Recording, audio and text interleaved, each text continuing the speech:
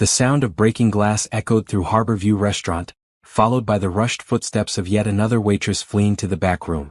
Candace Johnson stood near the kitchen doors, her new uniform crisp and bright red, watching the chaos unfold on what was supposed to be her first day. "That's the third one this morning," muttered Frank, the manager, shaking his head as he passed by with a fresh table setting. "Derek Harrison, Millionaire CEO. Comes in every Tuesday and Thursday like clockwork. Tips well if you can survive him, but most don't last past the introduction." Candace watched as a young blonde waitress named Bethany emerged from the back room, mascara running down her cheeks. The girl grabbed her purse and walked straight out the front door without a word to anyone. Through the large windows overlooking the harbor, Candace could see the woman sitting on a bench outside, shoulders shaking with sobs. "What does he do to them?" Candace asked, her voice steady despite the knot forming in her stomach. She needed this job. Her daughter's school fees were due next week, and she was already 2 months behind on rent. Frank sighed and adjusted his glasses. "He doesn't yell. That would be easier. He just picks apart everything. The way you walk, how you hold the tray, the temperature of the water, your tone of voice. He finds every flaw and names it like he's reading a grocery list. Cold as ice. Most girls can't take more than 5 minutes." From across the dining room, Candace studied the man in question. Derek Harrison sat alone at a corner table with a view of the water, wearing an expensive dark blue suit that probably cost more than her monthly salary. He was younger than she expected, maybe late 30s, with sharp features and eyes that seemed to look through people rather than at them. His dark hair was perfectly styled, his posture rigid. Everything about him screamed control and precision. As Candace watched, another waitress approached his table, a menu tucked under her arm. The woman couldn't have been at his table for more than 2 minutes before she turned and walked away, her face flushed red, hands trembling as she passed the menu to Frank. "I can't," the waitress whispered. "I'm sorry, Frank. I have kids at home. I can't let someone talk to me like that." Frank nodded with understanding and didn't try to stop her as she collected her things and left. The restaurant was now short 4 waitresses, and Derek Harrison sat waiting, checking his expensive silver watch with visible impatience.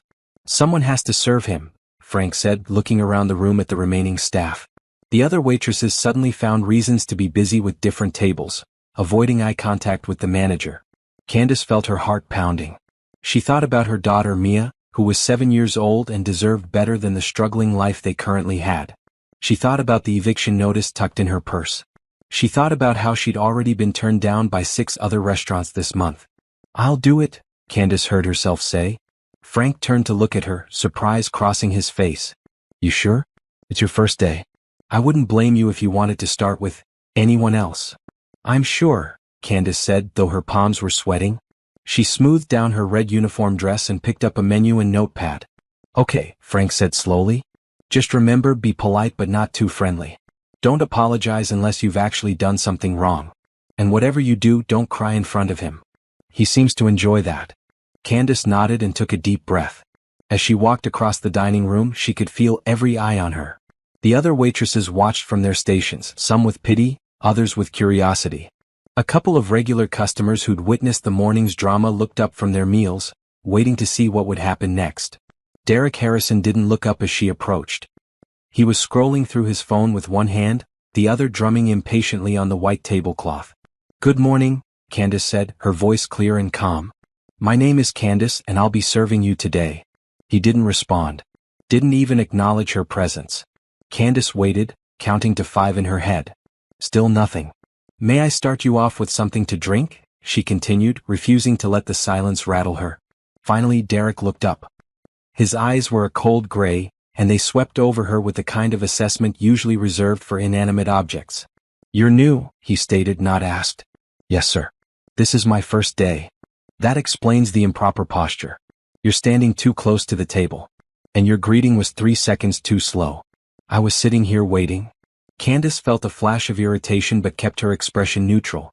"I apologize for the wait. What can I get you to drink?" "The apology means nothing if you don't correct the behavior," Derek said, setting his phone down. "And you're holding the menu incorrectly. It should be presented, not clutched like a lifeline." She adjusted her grip on the menu without comment, placing it gently on the table in front of him. "Coffee. Black. Not too hot, not lukewarm." "And I'll know the difference," he said, returning his attention to his phone. Candace wrote down the order and turned to leave. Wait, his voice cut through the air. I didn't dismiss you yet. When I'm finished ordering I'll tell you. Don't assume. She turned back, meeting his eyes steadily. Of course. I'm listening. Something flickered in his expression, too quick to identify. That's all for now. You may go. As Candace walked back to the service station, she could feel her hands shaking slightly. Not from fear or the urge to cry, but from anger. Who did this man think he was, treating people like they were beneath him? How'd it go? Frank asked, appearing beside her. I'm still standing, Candace replied, pouring coffee from the fresh pot. She checked the temperature, waited 30 seconds, then checked again. When it was exactly right, she carried it back to Derek's table. He watched her approach, eyes tracking her every movement. When she set the cup down, he picked it up immediately, took a sip and set it back down. Acceptable, he said. It wasn't praise, just a statement of fact. Thank you, Candace replied, though she wasn't sure what she was thanking him for. I'll have the eggs Benedict, but I want the hollandaise sauce on the side, not on top. The eggs should be poached for exactly 4 minutes. No more, no less. Whole grain toast, lightly buttered. Fresh fruit on the side, but no melon. I don't eat melon. Candace wrote it all down, reading it back to confirm she had every detail correct. One more thing, Derek added as she turned to leave. When you bring the food, don't ask if I need anything else. If I need something, I'll tell you. Unnecessary questions are a waste of both our time. Understood, Candace said simply and walked away. In the kitchen, she handed the order to Thomas, the head chef, who whistled low when he read it. Harrison's usual complicated nonsense. You doing okay out there? I'm fine, Candace said, and she meant it. She dealt with harder things than a rude customer. She'd buried her mother last year while working 3 jobs to pay for the funeral. She'd sat in hospital waiting rooms with Mia through 2 emergency visits they couldn't afford. She'd faced eviction notices and empty refrigerators and the weight of raising a child alone. A difficult man in an expensive suit was just another challenge to overcome. When the food was ready, Candace checked every detail before carrying it out. The eggs were perfect, the hollandaise in a small dish on the side, the toast exactly as requested. She set the plate down in front of Derek without a word, then stepped back and waited. He cut into the eggs, examined them, then took a bite. He tried the toast, the fruit. Every component was inspected and tested. Candace stood quietly, hands clasped in front of her, expression calm. Finally, Derek looked up at her. This is correct, he said. I'm glad, Candace replied. You didn't ask if I needed anything else. You told me not to. He studied her for a long moment, and Candace got the strange feeling he was seeing her as a person for the first time. What's your name again? Candace Johnson. Well, Candace Johnson, you may go. As she walked away, Candace caught Frank's eye. The manager looked stunned, giving her a subtle thumbs up. The other waitresses stared in disbelief. For the rest of the meal, Derek didn't call her back to the table. When he was finished, he left cash on the table, far more than the bill required. Candace collected it and counted out a tip that was 4 times what she'd expected. She stood there holding the bills, wondering what had just happened. He didn't make you cry, said Jessica, one of the veteran waitresses, appearing at her side. In 3 years I've never seen that before. What's your secret? Candace thought about it for a moment. I didn't give him what he wanted, she said slowly. He wants a reaction. Fear, tears, anger. I just treated him like any other customer. Girl, that man is not like any other customer, Jessica replied with a laugh. But whatever you did, it worked. Frank's going to put you on Harrison duty permanently. Candace wasn't sure if that was good news or bad news. But as she tucked the generous tip into her apron pocket, thinking about Mia's school fees and the rent she could finally pay, she decided it didn't matter. She'd survived day 1. Could you watch someone powerful hurt person after person and still show them kindness? If this story moved you, subscribe and comment below what you would do in Candace's position. Thursday morning arrived faster than Candace expected. She'd spent the past 2 days on her feet at her other job, working the evening shift at a grocery store, and her body ached with exhaustion. But when she walked into Harborview Restaurant and saw Derek Harrison already seated at his usual table, she felt a strange mixture of dread and determination. He asked for you specifically, Frank said, intercepting her before she could hang up her coat. Came in 15 minutes early and told me to make sure you were his server. I don't know whether to congratulate you or offer my condolences. Candace smoothed her green uniform dress, this one a brighter shade that made her dark skin glow under the restaurant's lights. I'll take it as a compliment. That's the spirit, Frank said, though his expression remained doubtful. Just be careful. Getting on his good side might be more dangerous than his bad side. People like Derek Harrison don't do anything without a reason. As Candace approached the table, she noticed Derek was watching her this time. No phone, no distraction. His full attention was on her, and it felt like standing under a spotlight. "Good morning, Mr. Harrison," she said, stopping at the appropriate distance from the table. "Derek," he corrected. "If you're going to be my regular server, we might as well skip the formalities." "Good morning, Derek. Would you like to start with coffee?" "Yes. Same as last time." He leaned back in his chair, studying her. "You didn't quit." "No, sir. I need this job." Most people need jobs. That doesn't stop them from quitting when they decide their dignity is worth more than a paycheck. There was no mockery in his voice, just observation. Candace met his gaze steadily. "My daughter needs food and shelter more than I need to feel comfortable at work. It's not about dignity. It's about priorities." Something shifted in Derek's expression, though Candace couldn't quite name it. "How old is your daughter?" 7. "Her name is Mia." "And her father?" "Not in the picture," Candace said simply. She'd learned years ago not to elaborate on that subject. The details didn't matter, and they certainly weren't anyone's business. Derek nodded slowly. "Get the coffee. We'll talk more when you return." In the kitchen, Candace took a moment to breathe. The conversation felt different today. More personal. More dangerous in ways she couldn't explain. "Is he being weird?" Jessica asked, coming up beside her. "Different, maybe. I can't tell yet if that's good or bad. With Harrison it's usually bad. Just be on guard." When Candace returned with the coffee, Derek was looking out at the harbor. The morning sun turned the water silver and gold, and for a brief moment, he looked less like an untouchable CO and more like a tired man watching the world go by. "Thank you," he said when she set the cup down. Candace blinked. It was the first time she'd heard him say those words. "You're welcome. I'm going to make this harder for you today," Derek said conversationally, as if discussing the weather. "I want to see how you handle pressure." "Why?" The question escaped before Candace could stop it. Derek's eyebrows rose slightly. "Because everyone breaks eventually. I'm curious where your breaking point is." "That's a cruel way to spend your morning," Candace said quietly. "Yes," he agreed without shame or apology. "It is." For a long moment, they simply looked at each other. Candace saw something in his eyes that surprised her. A challenge, yes, but also a question. As if he genuinely wanted to know if she was different from everyone else who'd stood at this table. "Do your worst," Candace said finally. "I'll still be standing at the end." A ghost of a smile touched Derek's lips. "We'll see. I want the vegetable omelet, but I'm allergic to peppers. I also don't like mushrooms, onions, or tomatoes. Make it interesting but not too interesting. I don't like surprises." Candace wrote it down. "So an omelet with vegetables but not the vegetables you dislike or are allergic to, and it should be interesting but predictable. Did I get that right?" "Exactly." "I'll see what the chef can do," she said, and walked away before he could add another impossible requirement. In the kitchen, Thomas laughed when she relayed the order. "He's testing you. Harrison always does this. He wants to see if you'll get flustered or angry. My advice? Come up with something simple and good. Spinach, cheese, maybe some herbs. Don't overthink it." But Candace did think about it. She thought about Derek sitting alone at that table every week, pushing people away with impossible standards. She thought about the loneliness that must come from being surrounded by people who were afraid of you. "Add some roasted red peppers," she told Thomas. "Wait, he said he's allergic to peppers." "He's not," Thomas said with a knowing grin. "He lies about allergies to see if servers will correct him. If you believe him, he'll call you ignorant. If you challenge him, he'll call you presumptuous. It's a trap either way." Candace felt her frustration rising.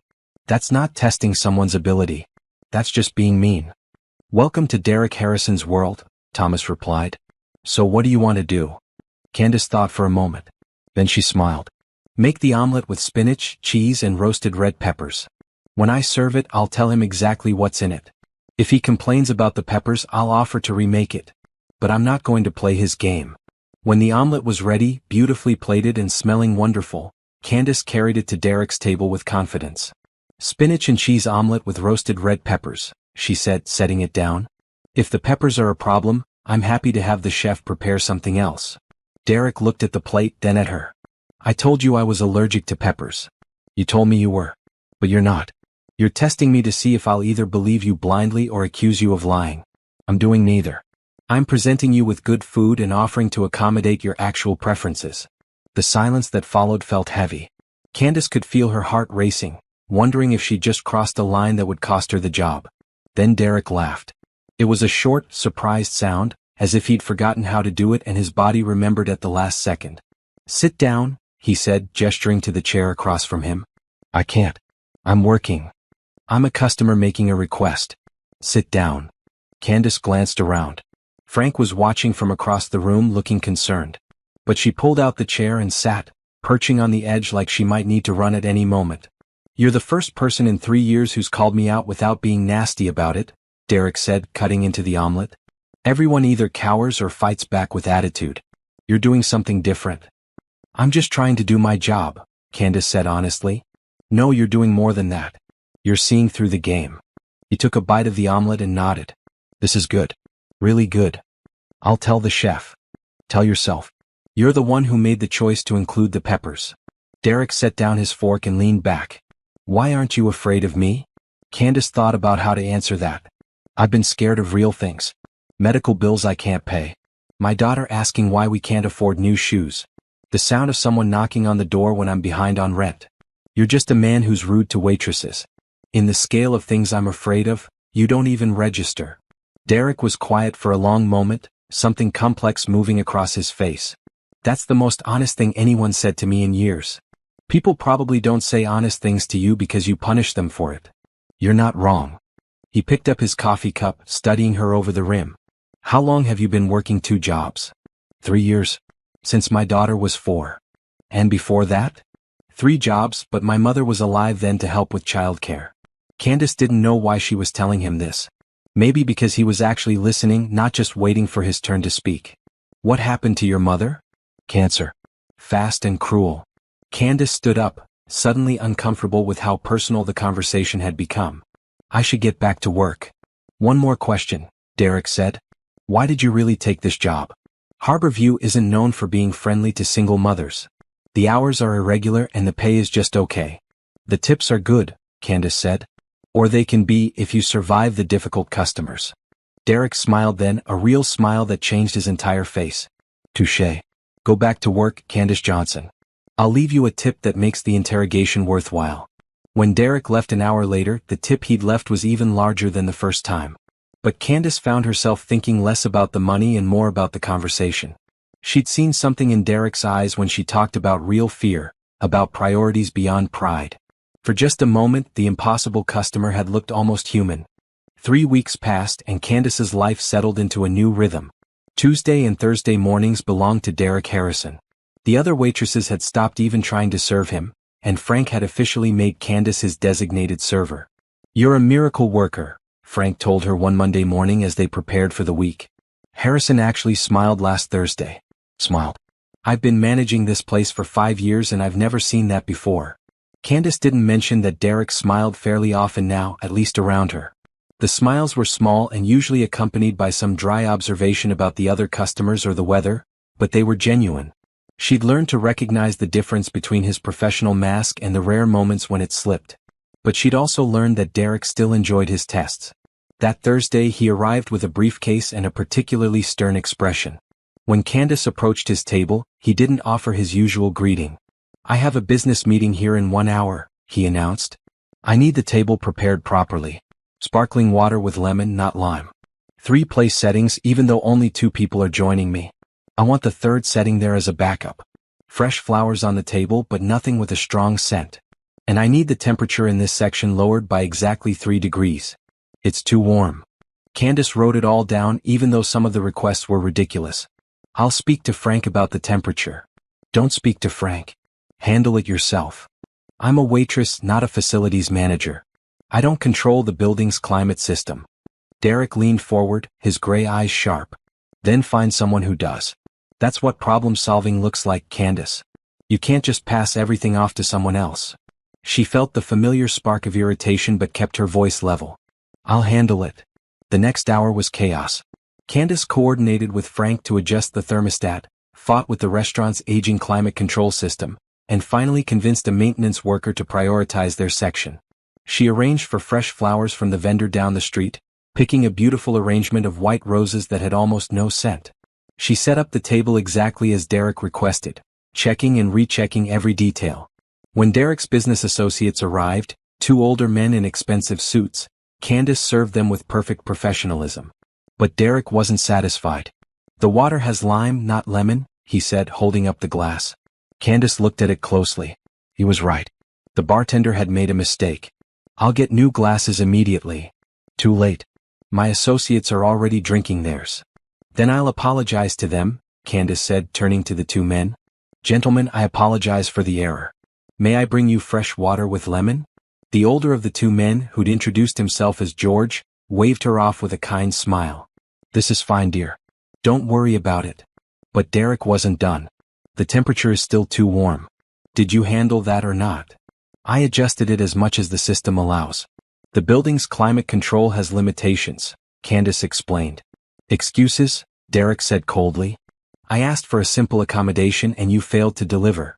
The 2 businessmen looked uncomfortable, exchanging glances. George cleared his throat. "Derek, perhaps we should focus on the contract." But Candace had reached her limit. She'd spent an hour running around to meet his demands, and he was criticizing her for things outside her control. "You're right," she said, her voice calm but firm. "I failed to change the laws of physics and override a building's mechanical systems. I apologize for not being superhuman. Now, would you like to order lunch, or would you prefer to continue listing my inadequacies?" The table went silent. The 2 businessmen stared at her with wide eyes. Derek's expression was unreadable. For a long, terrible moment, Candace thought she'd just gotten herself fired. She'd spoken back to a customer, something Frank had warned her never to do no matter how provoked she felt. Then Derek laughed. Not a small chuckle, but a genuine, full laugh that made the other diners turn to look. "You're absolutely right," he said, still smiling. "I was being unreasonable. Please forgive me. We'd love to order lunch." Candace blinked, thrown off balance by the sudden shift. "Of course. What can I get you?" The rest of the meeting went smoothly. Derek treated her with courtesy, and even made a point of complimenting her service in front of his associates. When they left, George pulled her aside. "I don't know how you deal with him," the older man said kindly. "I've been doing business with Derek for 10 years, and I've never seen anyone stand up to him like that without getting destroyed. You must be something special." "I'm just trying to pay my bills," Candace replied, though her hands were still shaking from the confrontation. After the businessmen left, Derek remained at the table, typing on his laptop. Candace approached cautiously. "I apologize if I was inappropriate earlier," she started, but Derek held up a hand. "Don't. That was perfect." He closed his laptop and looked at her directly. "I push people to see how they react under pressure. Most people either collapse or lash out with disrespect. You did neither. You called me out while maintaining your professionalism. That's rare. Why do you do it?" Candace asked, the question she'd been holding back for weeks finally escaping. "Why do you treat people this way?" Derek's expression grew serious. "Because in my world, weakness gets you destroyed. I need to know who can handle pressure and who will fold. It's not personal." "It feels personal to the people you're testing," Candace said quietly. "I know," Derek admitted. "And maybe that makes me cruel. But it's kept me successful." "Has it kept you happy?" The question hung in the air between them. Derek looked away, out at the harbor where boats moved peacefully across the water. "No," he said finally. "It hasn't." Candace felt something shift in that moment, a crack in the wall Derek had built around himself. "Maybe success and happiness don't have to be enemies," she suggested gently.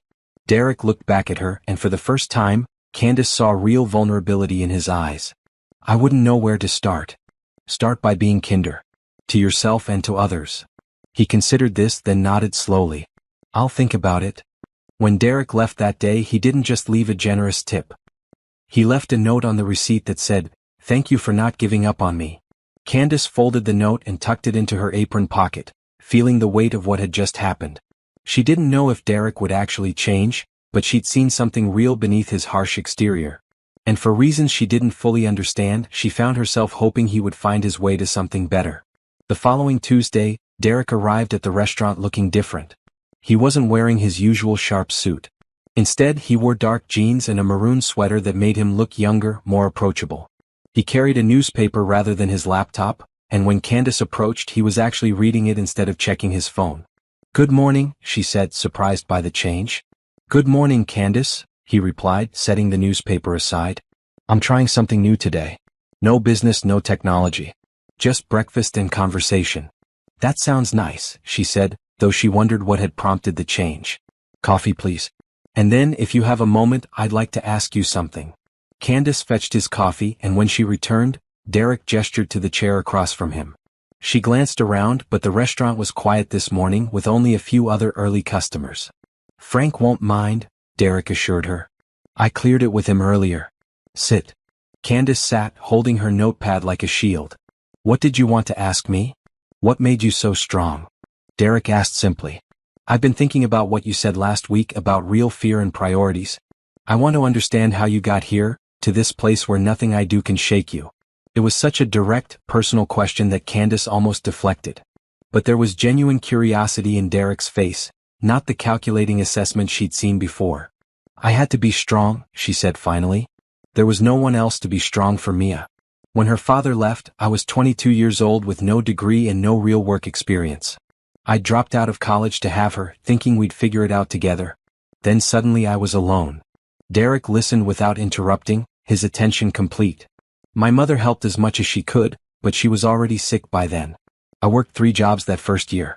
Fast food during breakfast, retail during the day, cleaning offices at night. I'd sleep 4 hours and do it all again. My mother watched Mia while I worked and we survived. That's not living, Derek observed quietly. No, Candace agreed. It wasn't, but it was what I had. Then my mother got worse. The cancer had been slow, but it suddenly got aggressive.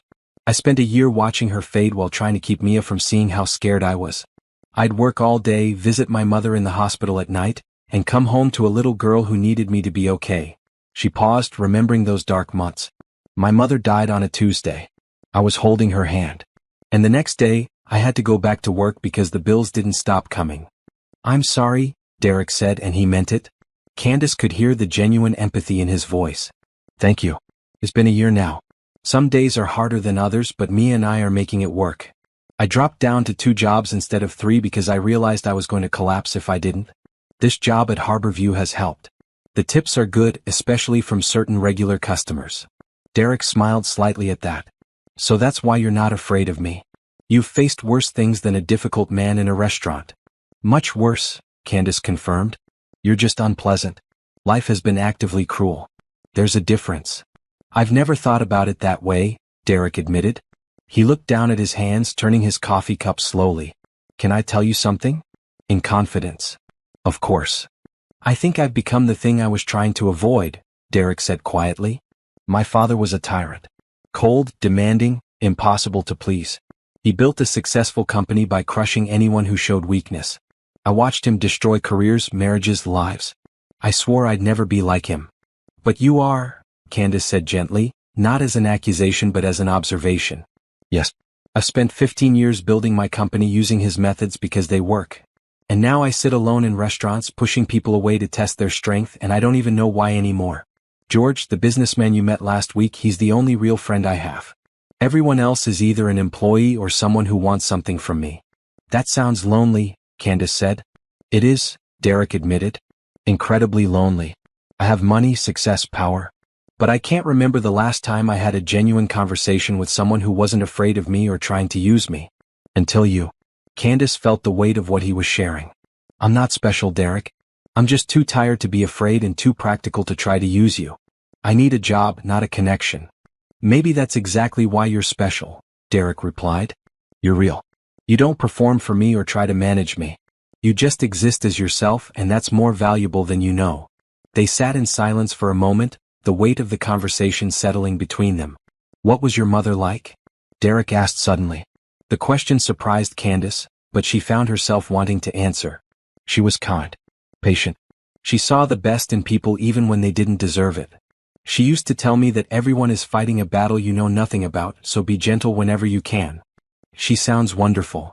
She was, Candace said, feeling the familiar ache of loss. She would have liked you, I think. Underneath all the sharp edges.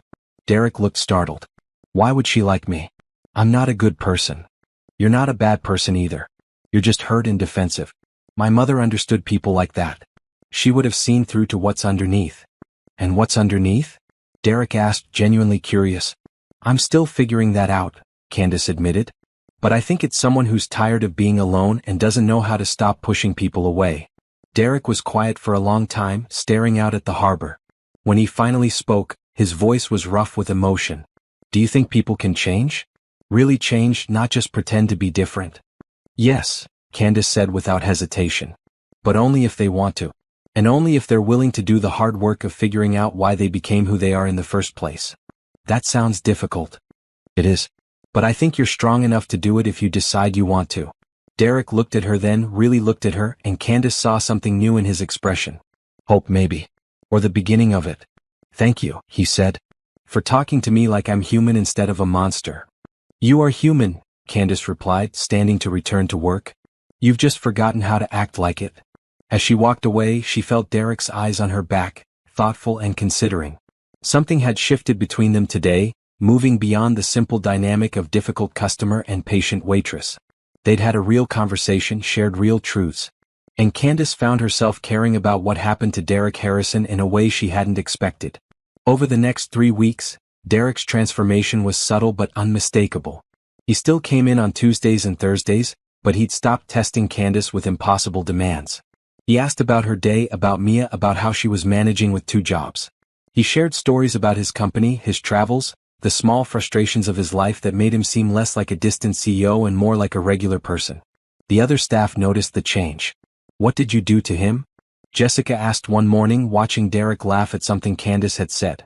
That man is acting like a normal human being. It's weird. I just treat him like one, Candace replied, though she knew it was more complicated than that. On a rainy Thursday in late October, Derek arrived looking troubled. He was back in his business suit, but it seemed rumpled and there were dark circles under his eyes. Rough night? Candace asked as she poured his coffee. Rough week, Derek corrected. I've been dealing with a merger that's falling apart. 20-hour days, constant conference calls, too much stress and not enough sleep. That sounds awful. What can I get you to eat? Whatever you think I need, Derek said, rubbing his temples. I trust your judgment. It was such a simple statement, but Candace understood the weight of it. Derek Harrison didn't trust easily, and he certainly didn't hand over control to others. She ordered him the breakfast special with extra bacon, knowing he'd need the protein, and added a side of fruit. When she brought the food, Derek was on his phone, his expression tense. He ended the call with obvious frustration and set the phone face down on the table. Everything okay? Candace asked. The merger fell through. 6 months of work down the drain because the other CEO got cold feet. Derek picked up his fork but just stared at the food. I put everything into this deal. My time, my reputation, my company's resources. And now it's gone.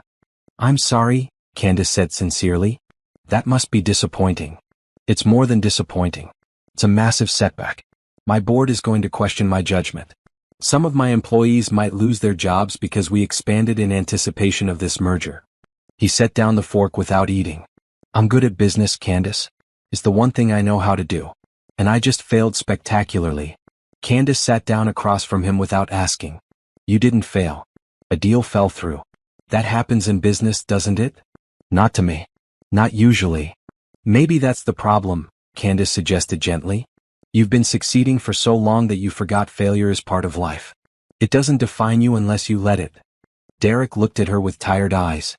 How do you stay so optimistic when you've dealt with so much loss? I'm not optimistic. I'm realistic. Bad things happen. Good things happen. You deal with what comes and keep moving forward because giving up isn't an option when someone depends on you. She paused, then added, besides, you'll figure it out. Smart people usually do. You think I'm smart? Derek asked, a hint of his old smile appearing. I think you're capable. There's a difference. Smart is just having knowledge. Capable is knowing what to do with it. You're capable, Derek. This setback won't destroy you. He reached across the table and took her hand, the gesture surprising both of them. Thank you. I needed to hear that. Candace gently pulled her hand back, aware of the other customers watching. Eat your breakfast. You'll feel better with food in you. Derek did eat, and by the end of the meal, he seemed more settled.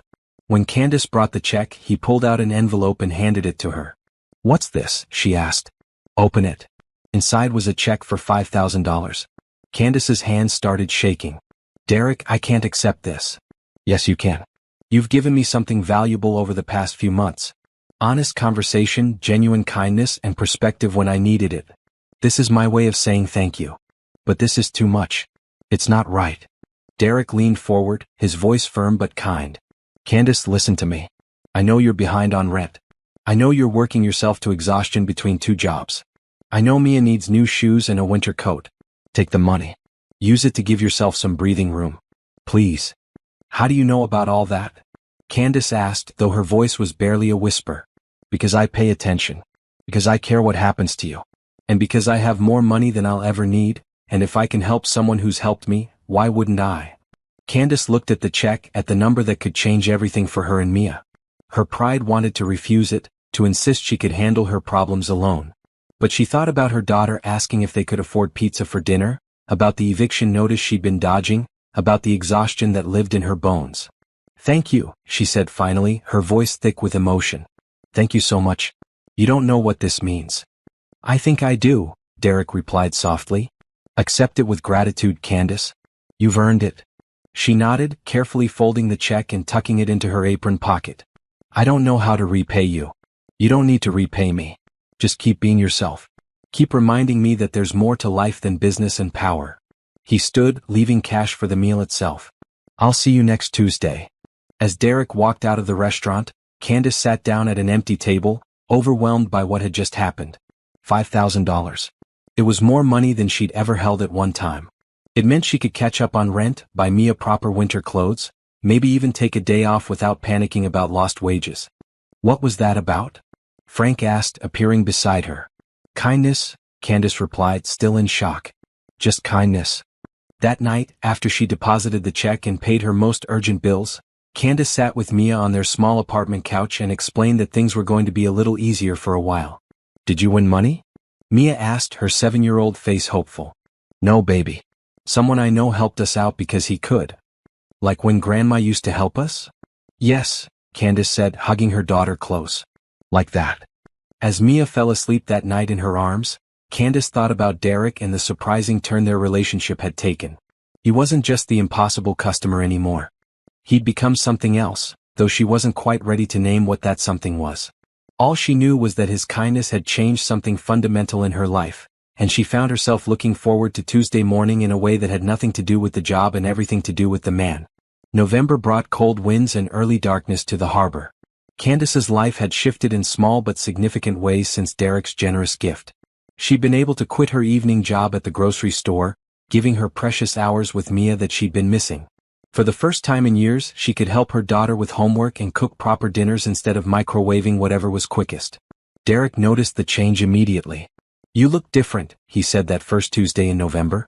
Less tired. I am less tired, Candace admitted, pouring his coffee. I quit my second job. I'm down to just Harborview now, which means I actually sleep at night like a normal person. Good, Derek said with satisfaction. You needed the rest. No one should have to work themselves to collapse just to survive. Their conversations had deepened over the weeks. Derek told her about his childhood with his harsh father, about building his company from the ground up, about the loneliness of success. Candace shared stories about Mia, about her mother's wisdom, about the small joys she found in everyday life. Mia asked about you yesterday, Candace mentioned one Thursday as she served his breakfast. Derek looked up, surprised. She did? What did she say? She wanted to know if you were my friend. She said I smile more when I talk about work these days. Candace felt her cheeks warm slightly. I told her you were a regular customer who'd become a friend. Is that what I am?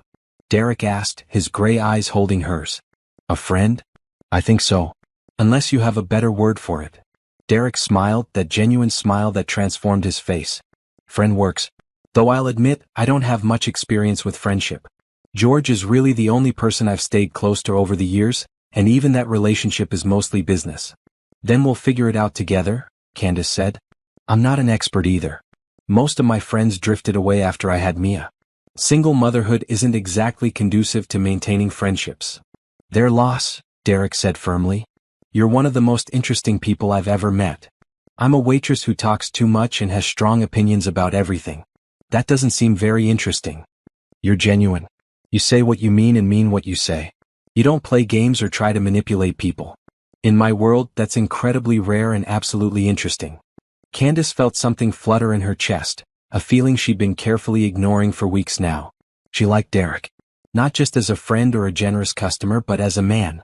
She liked the way he listened when she talked, the way he remembered small details about her life, the way he'd started being kinder to the other waitstaff after their conversations about treating people well. But she pushed the feeling down, refusing to examine it too closely. Derek was wealthy and successful. She was a single mother working a service job. Whatever was growing between them, it couldn't be romantic. That would be too complicated, too risky. Earth to Candace, Derek's voice broke through her thoughts. Where did you go just now? Sorry, just thinking about my schedule.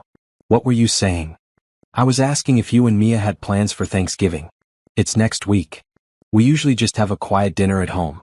Nothing fancy. Derek hesitated, then said, I have a proposition. My company does a Thanksgiving dinner for employees and their families. It's at a nice hotel with good food and activities for kids. Would you and Mia like to come as my guests? Candace's first instinct was to refuse. It felt too personal, too much like crossing a line between professional and something else. But then she thought about Mia, who loved meeting new people and would be thrilled by a fancy dinner with activities. Are you sure? She asked. That seems very generous. I'm sure. I'd like you both to be there. Besides, company events are boring when you're alone. I could use friendly faces. Then yes, thank you. Mia will be excited. Derek's smile was warm. Good. I'm looking forward to meeting her properly. You talk about her so much, I feel like I already know her. The following Tuesday, Derek brought something with him to breakfast. A children's book wrapped in bright blue paper. For Mia, he explained, handing it to Candace. You mentioned she loves reading, and this was my favorite book when I was her age. Candace unwrapped it carefully. Where the Wild Things Are. She ran her fingers over the cover, touched by the thoughtfulness. She'll love this. Thank you. Read it to her tonight and tell me what she thinks on Thursday. When Candace did read the book to Mia that evening, her daughter was entranced by the illustrations and the story. The man from your work gave you this for me? Mia asked, clutching the book to her chest. Yes, baby. His name is Derek and he thought you'd like it. I love it. Derek is nice. Can we meet him? Actually, we're going to meet him at a Thanksgiving dinner next week. There will be other kids there and lots of food. Mia's eyes went wide with excitement. Really? Can I wear my green dress? The one Grandma bought me? Of course you can. On Thanksgiving Day, Candace dressed carefully in a simple blue dress she'd found at a thrift store, and helped Mia into her favorite green dress. They took the bus to the hotel, and Candace felt her nervousness growing as they walked into the elegant ballroom where the event was being held. Derek spotted them immediately and came over, looking handsome in a charcoal suit. But his attention wasn't on Candace. He crouched down to Mia's level, offering his hand. You must be Mia. I'm Derek. Your mom has told me so much about you. Mia shook his hand solemnly. Thank you for the book. It's my new favorite. I'm glad you liked it. Are you hungry? There's a whole table of food just for kids. Derek led them through the event, introducing them to his employees and making sure Mia was comfortable. Candace watched him interact with her daughter, seeing a gentleness in him she hadn't witnessed before. He was patient when Mia asked questions, attentive when she showed him her drawings, genuinely interested in what a 7-year-old had to say. He's good with her, said a woman beside Candace. She introduced herself as Patricia, Derek's executive assistant. I've worked for him for 8 years and I've never seen him like this with anyone. You must be special. We're just friends, Candace said automatically. Patricia smiled knowingly. If you say so. But for what it's worth, I think you've been good for him. He's been different these past few months. More human, if that makes sense. As the evening wore on, Candace found herself relaxing. Mia was having the time of her life, playing with other children and eating more dessert than was probably wise. Derek kept returning to check on them, his eyes warm whenever they landed on Candace. Thank you for inviting us, Candace said when he pulled up a chair beside her. Mia's going to talk about this for weeks. Thank you for coming. Having you both here makes this bearable. Derek watched Mia laugh at something another child said. She's wonderful, Candace. Smart and kind, just like her mother. She's the best thing I've ever done, Candace said softly. I can see that. Derek was quiet for a moment, then asked, Can I be honest about something? Always. These past few months, getting to know you, it's changed something in me. I look forward to Tuesdays and Thursdays more than anything else in my week. Not because of the restaurant or the food, but because I get to see you and talk to you. You've become important to me, Candace. More important than I was expecting. Candace's heart raced. Derek. I'm not saying this to make you uncomfortable, he continued quickly. I just wanted you to know. Whatever this is between us, friendship or something more, it matters to me. You matter to me. Before Candace could respond, Mia ran over, grabbing her mother's hand. Mom, Derek, come see what we made in the craft room. The moment passed, but Candace carried Derek's words with her for the rest of the evening. When they said goodbye, Derek hugged Mia and then hesitantly hugged Candace too. It was brief and careful, but Candace felt the warmth of it long after they'd gone home. That night, tucking Mia into bed, her daughter said, I like Derek, Mom. He's nice to you. Yes, he is. Do you like him? Candace thought about how to answer. Yes, baby. I like him very much. Good, Mia said, yawning. You deserve someone nice. As Candace lay in her own bed later, she finally let herself acknowledge what she'd been avoiding. She more than liked Derek. She was falling for him. And from what he'd said tonight, he might be falling for her too. The question was, what were they going to do about it? December arrived with the first snow of the season. The restaurant decorated for the holidays, stringing lights around the windows and hanging wreaths on the walls. Candace found herself humming Christmas songs as she worked, her improved circumstances and growing feelings for Derek giving her a lightness she hadn't felt in years. Derek noticed immediately. You're happy, he observed on the first Tuesday of December. I am, Candace admitted, refilling his coffee. For the first time in a long time, I feel like things are actually okay. Not perfect, but okay. You deserve more than okay, Derek said. You deserve great. I'll settle for okay. It's better than what I had before. Derek was quiet for a moment, then said, I need to talk to you about something. Not now while you're working, but later. Do you have time after your shift? Candace felt a flutter of nerves. I get off at 2. Mia doesn't get out of school until 3, so I have an hour. Perfect. Meet me at the harbor park across the street. There's a bench by the water where we can talk privately. The rest of her shift, Candace wondered what Derek wanted to discuss. He'd seemed serious, more formal than usual. She hoped nothing was wrong. At 2 o'clock, she changed out of her uniform and walked to the park. The harbor was beautiful in winter, the water dark and choppy under a gray sky. Derek was already there, sitting on a bench and looking out at the water. He wore a heavy green coat and held 2 cups of hot chocolate. I thought you might want this, he said, handing her one of the cups as she sat down. Thank you. Candace wrapped her cold hands around the warm cup. So what did you want to talk about? Derek took a deep breath. I have a proposition for you, and I need you to hear me out completely before you respond. Can you do that? Okay, Candace said slowly, her nerves increasing. I've been thinking about this for weeks, talking to George about it, making sure it's the right decision. And I believe it is. Derek turned to face her fully. I want to offer you a position at my company. Candace blinked. A position? What kind of position? My executive team needs a new director of employee relations. It's someone who manages workplace culture, handles conflicts, ensures employees are being treated fairly and humanely. The job requires someone with emotional intelligence, someone who understands people and knows how to talk to them without judgment or condescension. Someone exactly like you. Derek, I'm a waitress. I don't have the qualifications for a corporate job. You have something better than qualifications. You have natural ability. I've watched you handle difficult people, navigate complex situations and maintain your compassion through it all. Those are skills you can't learn from a textbook. And everything else, the technical aspects of the job, those can be taught. Candace's mind was racing. What would this job pay?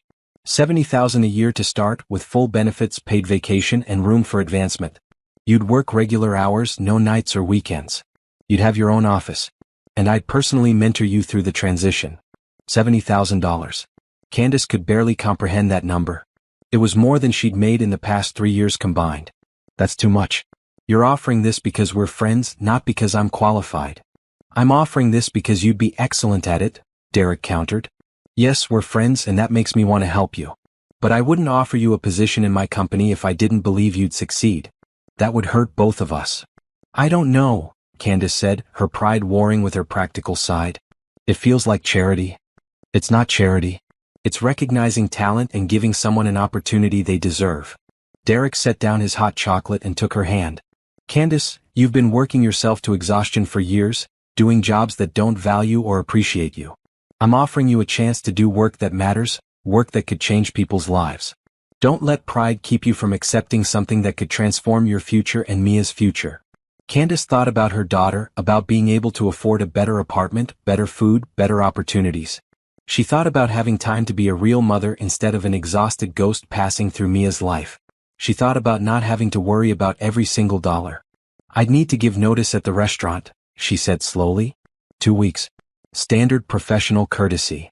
And if I fail at this job? If I'm not good at it? Then we'll figure it out together. But you won't fail, Candace. I believe in you. Looking into Derek's eyes, seeing the sincerity there, Candace made her decision. Okay. Yes. I accept your offer and I accept it with gratitude. Thank you for believing in me. Derek smiled, relief and joy evident on his face. Thank you for trusting me. You won't regret this, I promise. They talked for another half hour about the details. When she'd start, what her training would look like, who she'd be working with. By the time Candace left to pick up Mia from school, her head was spinning with the possibilities. That night, she explained the change to Mia, trying to make her 7-year-old understand what it meant. So you won't work at the restaurant anymore? Mia asked. Not after 2 more weeks. I'll be working in an office, helping people at Derek's company. Will you be happier? I think so, baby. I'll definitely be less tired. Mia hugged her tightly. I'm glad. And I'm glad Derek is helping us. He's a good friend. Yes, Candace agreed, holding her daughter close. He is. The next 2 weeks passed in a blur. Frank was disappointed but understanding when Candace gave her notice. The other waitresses threw her a small goodbye party, amazed by her transformation from new hire to corporate employee. Derek came in on both Tuesday and Thursday during her final week, and on her last day he presented her with a gift, a professional leather briefcase with her initials embossed on it. For your first day, he explained. Every professional needs proper equipment. Derek, you've done so much already. This is too much. It's never too much, not for you. Besides, consider it motivation to take this job seriously. You're about to start a new chapter of your life, Candace. Embrace it fully. On her first day at Harrison Technologies, Candace wore her best outfit and carried her new briefcase with pride. Derek met her in the lobby and personally escorted her to her office, a bright space with windows overlooking the city. This is yours, he said, gesturing around the room. Make it your own. And if you need anything at all, my office is just down the hall. As Candace settled into her new chair, looking out at the view, she felt tears prick her eyes. A year ago, she'd been drowning in debt and exhaustion. Now she had a real career, financial stability, and hope for the future. And she had Derek, who'd seen something in her worth nurturing and had given her the chance to prove herself. What would you do with a second chance at life? Would you have the courage to accept help when you needed it most? Drop a comment below and subscribe for the conclusion of Candace and Derek's story. 3 months into her new position, Candace was thriving.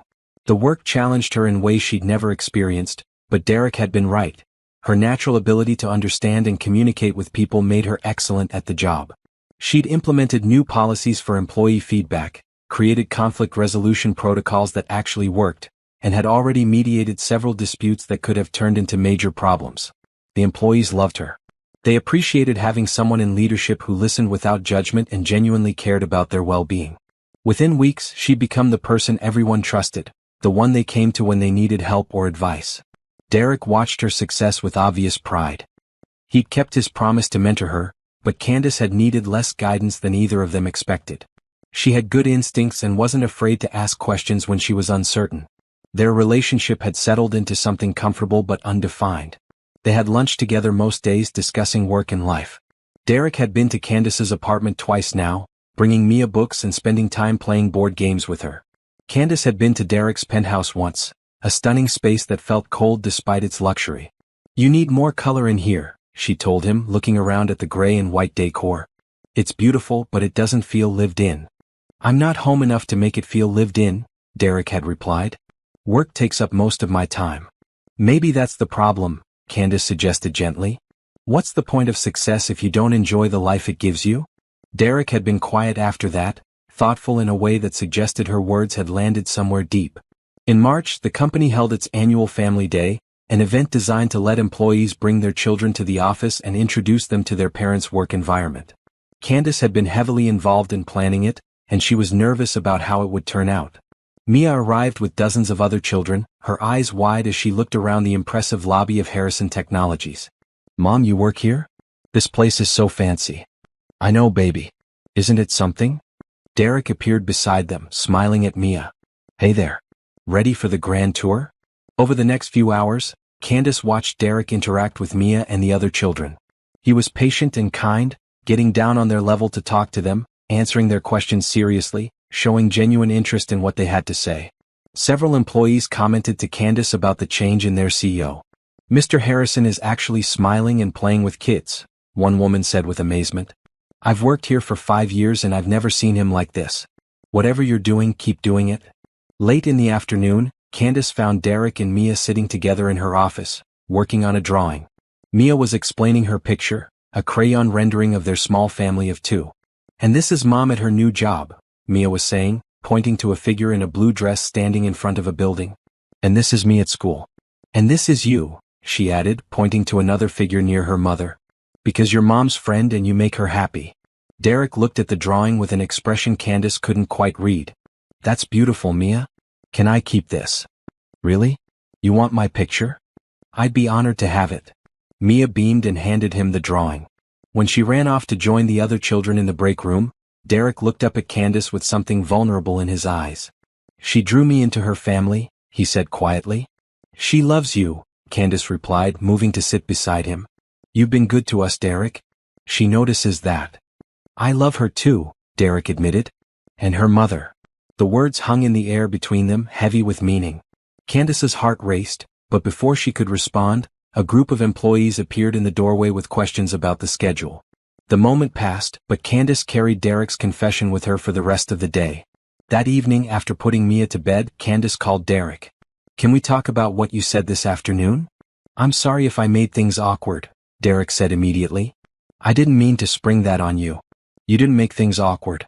You just surprised me." Candace took a deep breath. "Derek, I need to know what you want. From me, from this situation. Because Mia is getting attached to you, and I can't let her get hurt if this is just friendship for you." "It's not just friendship," Derek said firmly. "It hasn't been just friendship for months now, Candace. I'm in love with you. I'm in love with your strength and your kindness and the way you see the world. I'm in love with how you've changed me, made me want to be better. And I'm in love with your daughter because she's part of you." Candace felt tears sliding down her cheeks. "I'm in love with you too. I've been trying not to be because it seemed too complicated, but I can't help it." "Then stop trying not to be," Derek said, and she could hear the smile in his voice. "Let yourself love me and let me love you back. We'll figure out the complicated parts together." "Okay," Candace whispered. "Okay." They talked for 2 more hours that night, making plans, discussing concerns, figuring out how to move forward. Derek wanted to take things slowly for Mia's sake, to make sure the relationship was solid before they made it official. Candace agreed, grateful for his consideration of her daughter's feelings. Over the next few weeks, they began dating properly. Derek took Candace to nice restaurants and museums, introduced her to his friend George properly, and continued to spend time with both her and Mia. He was patient and thoughtful, never pushing for more than Candace was ready to give. One Sunday in April, Derek joined them for dinner at Candace's apartment. It was a simple meal, pasta with salad, but Derek seemed more content than Candace had ever seen him in his fancy penthouse. "This feels like home," he said as Mia showed him her school project. "Real home, not just a place to sleep." "You're always welcome here," Candace said, watching him help her daughter with her homework. "This is your home too if you want it to be." Derek looked at her with such love and gratitude that Candace felt her heart might burst. "I want that more than anything." Later, after Mia was asleep, they sat together on the couch, Candace's head on Derek's shoulder. "I never thought I'd have this," Derek said quietly. "A family, love, a place where I actually want to be. I spent so many years pushing people away, convinced I didn't need anyone. And then you walked into my life and changed everything." "You changed everything for me too," Candace replied. "You gave me a future I never dreamed possible." "We gave each other a future," Derek corrected. "This isn't about me saving you or you saving me. It's about 2 broken people finding each other and building something whole together." Candace lifted her head to look at him. "I love you, Derek Harrison." "I love you too, Candace Johnson." They kissed then, gentle and sweet, a promise of the life they were building together. May brought warm sunshine and the promise of summer. Candace and Derek's relationship continued to grow stronger. They'd been dating officially for 2 months now, and Mia had adjusted beautifully to having Derek in their lives. He attended her school events, took them to the zoo on weekends, and had even started teaching Mia how to play chess. Everything seemed perfect until the Tuesday morning when Candace received a call from Mia's school. "Miss Johnson, this is Principal Martinez. Mia collapsed in class this morning. We've called an ambulance and they're taking her to Harbor General Hospital. You should get there as soon as possible." Candace's world stopped. She grabbed her purse and ran from her office, not even stopping to tell anyone where she was going. Derek caught her in the hallway. "Candace, what's wrong?" "It's Mia. She collapsed at school. They're taking her to Harbor General." Her voice was shaking, her hands trembling as she tried to call a car service on her phone. "I'll drive you," Derek said immediately, taking her arm and guiding her to the elevator. "It'll be faster than waiting for a car." The drive to the hospital felt endless. Candace couldn't stop shaking, couldn't stop thinking about all the terrible possibilities. Derek held her hand when he wasn't shifting gears, his presence the only thing keeping her from falling apart completely. At the hospital, they were directed to the emergency room. A doctor met them in the waiting area, his expression serious. "Miss Johnson? I'm Dr. Patel.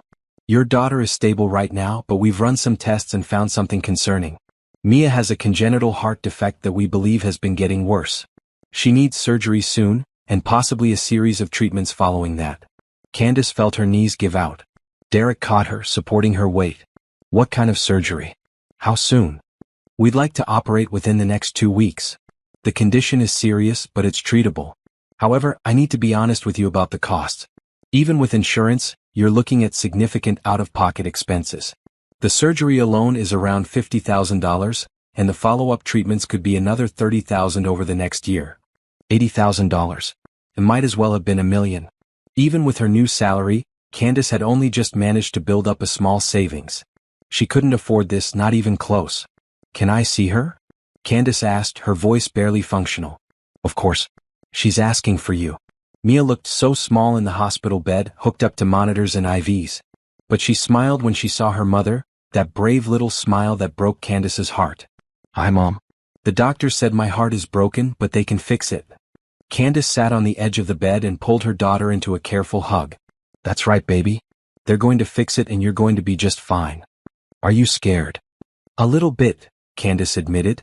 "But I'm more hopeful than scared because I know you're strong." "Derek came too," Mia said, looking past her mother to where Derek stood in the doorway. "I knew he would." Derek came in and sat on the other side of the bed. "Hey there, kiddo. Gave us quite a scare." "Sorry? I didn't mean to." Mia yawned, the medication making her drowsy. "Will you stay with Mom while I sleep? She doesn't like being alone when she's worried." "I promise," Derek said. "I'm not going anywhere." After Mia fell asleep, Candace and Derek went to the waiting room. Candace called her supervisor to explain the situation, then sat with her head in her hands, trying to figure out how to manage the impossible. "I don't know what to do," she said. "I can't afford this.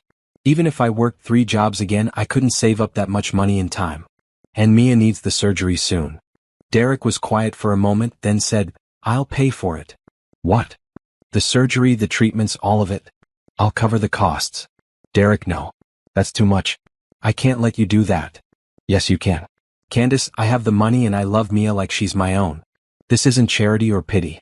This is what people do for the ones they love. They help however they can." Candace wanted to refuse.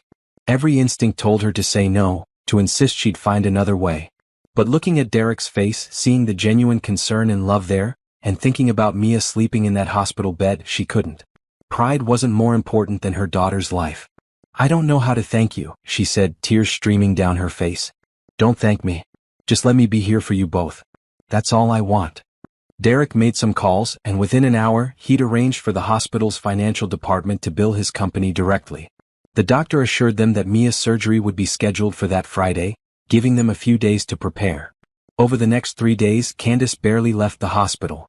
Derek stayed with her, bringing food, handling work emergencies from his laptop in the waiting room, and keeping Mia entertained when she was awake. On Thursday evening, sitting in the quiet hospital room while Mia slept, Derek took Candace's hand. "I need to tell you something," he said. "Something I've been wanting to say for weeks now, but the timing was never right." "What is it?" "I love you, Candace.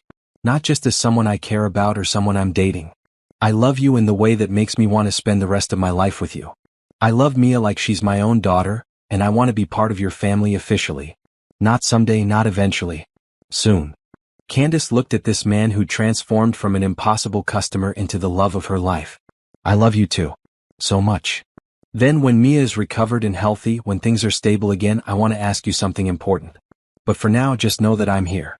For both of you. No matter what. I know, Candace whispered. And that means everything. The next morning, Mia went into surgery. Candace and Derek sat in the waiting room for 4 hours, holding hands and barely speaking. When the doctor finally came out with a smile on his face, Candace felt her legs nearly give out again. The surgery was successful, Dr. Patel announced. Mia did beautifully. She'll need a few days of recovery here, then several months of careful monitoring at home, but her prognosis is excellent. Candace sobbed with relief and Derek pulled her into his arms, his own eyes wet with tears. She's okay, he whispered. Our girl is okay. In that moment, Candace understood completely what Derek meant by our girl. He'd become part of their family in every way that mattered. And she couldn't imagine her life without him anymore. 6 months later, on a clear November day, Candace stood in front of the harbor, watching the water sparkle under the autumn sun. She wore a simple ivory dress, elegant but not elaborate, with her hair styled in loose curls. Mia stood beside her in a bright red flower girl dress, fully recovered and glowing with health. Are you ready, Mom? Mia asked, squeezing her hand. More than ready, Candace replied, smiling down at her daughter. They'd decided on a small wedding, just close friends and family. George stood beside Derek as best man, and Patricia had become Candace's maid of honor. The ceremony took place at the harbor park, at the same bench where Derek had offered Candace her job almost a year ago. As she walked toward Derek, Candace thought about the incredible journey that had brought them to this moment. A year ago, she'd been a struggling waitress, exhausted and barely surviving. She'd walked into Harborview Restaurant not knowing that her life was about to change forever. Derek had been an impossible customer, cold and demanding, pushing people away with his harsh standards. But beneath that exterior had been a lonely man who'd forgotten how to let people in, who'd needed someone to see past his defenses to the person underneath. They'd saved each other in ways that went beyond money or jobs or practical help. They taught each other about kindness, about hope, about the transformative power of love. When Candace reached Derek, he took her hands, his eyes bright with emotion. The officiant began the ceremony, but Candace barely heard the words. She was focused on Derek's face, on the love and promise she saw there. I never believed in second chances, Derek said during his vows, his voice steady and clear. I thought people were who they were, and change was just a fantasy. But then I met you, Candace, and you showed me that transformation is possible. You saw something in me worth believing in when I couldn't see it myself. You taught me that kindness isn't weakness, that vulnerability isn't failure, and that love is the bravest thing we can do. I promised to spend the rest of my life proving that your faith in me wasn't misplaced. I promised to be the partner you deserve and the father Mia deserves. I promised to build a life with you filled with hope, laughter, and love. Candace had to wipe away tears before she could speak her own vows. When I first met you, I saw someone who'd built walls so high that no one could reach him. But I also saw someone who was lonely, someone who wanted connection but didn't know how to ask for it. You changed my life in practical ways, giving me opportunities one never dreamed possible. But more importantly, you changed my heart. You showed me that love doesn't have to be scary, that letting someone in doesn't mean losing yourself. You've been a partner to me and a father to Mia in every way that matters. I promise to love you through success and failure, through easy days and hard ones. I promise to be honest with you, to challenge you when you need it, and to support you always. I promise to build a family with you based on kindness, respect, and hope. When the officiant pronounced them married, Derek kissed Candace softly, a promise sealed with love. Mia cheered and threw flower petals, and the small group of guests applauded. The reception was held at Harborview Restaurant, which Frank had generously closed for the evening. The staff had decorated the space beautifully, with lights strung across the ceiling and flowers on every table. Thomas had prepared a special menu, including the eggs Benedict that Derek had ordered on Candace's first day. During the dinner, George stood to give a toast. I've known Derek for 15 years, he said, raising his glass. And I can honestly say I've never seen him as happy as he's been this past year. Candace, you've done something remarkable. You've helped him become the man I always knew he could be. And Derek, you've proven that it's never too late to change, to grow, to become someone better. Here's to love, second chances, and the power of kindness. As everyone drank to the toast, Derek stood and pulled Candace into a dance. The restaurant had been cleared of tables in the center, creating a small dance floor. Other couples joined them, and soon the space was filled with laughter and joy. "Are you happy?" Derek asked, holding Candace close. "Happier than I knew possible," she replied. "You've given me everything I never knew I needed." "We gave each other everything," Derek corrected gently. "That's what partnership means." Later in the evening, Candace found Mia sitting with Patricia, eating cake and chattering excitedly about the wedding. "Did you have fun, baby?" Candace asked, sitting beside her daughter. "The best time ever," Mia said, hugging her mother. "And now Derek is officially my dad, right?" "If you want him to be," Candace said, though they'd already discussed this as a family. "I do. I love him, Mom. And I love that we're a real family now." Derek appeared beside them, and Mia launched herself into his arms. "Dad," she said, testing out the word. "Is it okay if I call you Dad now?" Derek's eyes filled with tears. "I would be honored," he said, his voice thick with emotion. "I love you, Mia. So much." "I love you too, Dad." Watching them together, Candace felt overwhelming gratitude. Life had been cruel to her in many ways, taking away her mother, leaving her to struggle alone.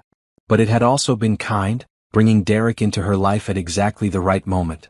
As the evening wound down, Derek and Candace said goodbye to their guests. They weren't taking a honeymoon right away. With Mia's medical follow-ups and both of their work commitments, they decided to wait a few months. But that was okay. They had the rest of their lives together. That night, the three of them went home to the house Derek had bought for them, a comfortable place with a yard for Mia to play in and space for all of them to grow together. As they tucked Mia into bed, she looked up at them with sleepy happiness. "This was the best day," she said. "We're really a family now." "We've been a family for a while," Derek said gently. "But yes, now it's official." After Mia fell asleep, Derek and Candace sat in their living room, the space they decorated together with colorful furniture and family photos. Derek had finally learned to embrace color and warmth in his life, and it showed in every corner of their home. "Do you remember that first morning at the restaurant?" Candace asked, curled up against Derek's side. "When you tried so hard to make me quit?" "I was testing you," Derek said with a smile. "Trying to see if you'd break."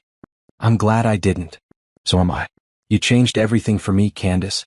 Before you, I was successful but empty. Now I'm successful and full.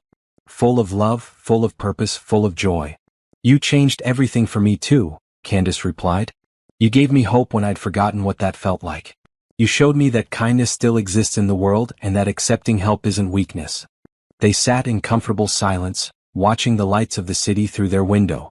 Tomorrow, Derek would go back to running his company with the kinder, more compassionate approach Candace had inspired. Candace would continue her work helping employees feel valued and heard. Mia would go to school healthy and happy with two parents who loved her. It wasn't a fairy tale. Life would still have challenges and difficult days. But they'd face those challenges together as a family with love and hope leading the way. Derek kissed the top of Candace's head. "Thank you for not giving up on me. Thank you for being worth believing in," Candace replied. And in that moment, sitting in their warm, colorful home with their daughter sleeping peacefully upstairs, both of them understood that this was what happiness looked like. Not perfect, not without struggles, but real and true and built on a foundation of kindness, hope, and love. The impossible customer had become the perfect partner. The struggling waitress had become a successful professional and beloved wife. And together, they'd built something beautiful from the ashes of their separate pains. This wasn't an ending. It was a beginning. The beginning of a life they'd build together, one day at a time, with love always leading the way.